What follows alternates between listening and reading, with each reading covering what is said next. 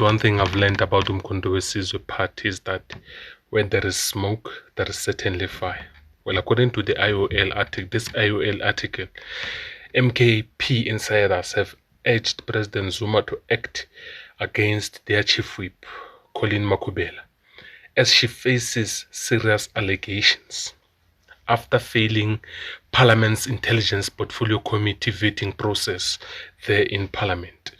Now, according to this article, the newly elected Umkhonto we Sizwe party parliamentary chief whip, Colleen Makhubela, is facing calls for suspension after allegedly failing Parliament's Intelligence Committee vetting process. Senior party insiders are now appealing to party leader and former President Jacob Zuma to intervene. An internal MKP governance report seen by IOL outlines a series of serious allegations against Makhubela and recommends her suspension pending further investigation.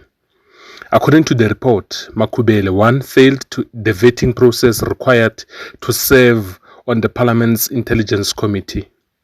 2, improperly lobbied for the appointment of her husband, who currently serves as the chairperson of another political party, to an MKP position. And another thing, the internal conflict has further destabilized the party, which has been marred by the leadership battle since its inception less than 2 years ago.